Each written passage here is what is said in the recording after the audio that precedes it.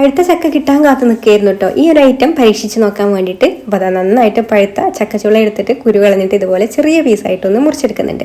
ഇനി ഇതിൻ്റെ കൂടെ തന്നെ നന്നായിട്ട് പഴുത്തിട്ടുള്ള ഒരു നേന്ത്രപ്പഴവും ഇതുപോലെ ചെറുതായിട്ടൊന്ന് മുറിച്ചെടുത്തിട്ട് മാറ്റി വെക്കാം.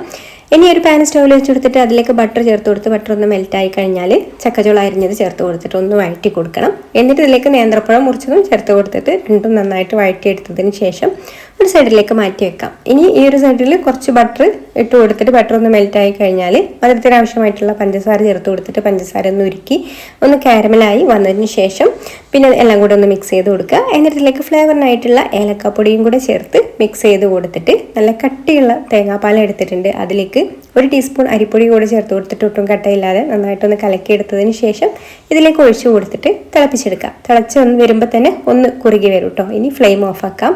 അപ്പോൾ അതാ ഇത്രയുള്ളൂ നമ്മുടെ ഷെഫ് പിള്ളയുടെ ഏത്തക്ക കൊതപ്പിച്ചത് റെഡി ആയിട്ടുണ്ട്.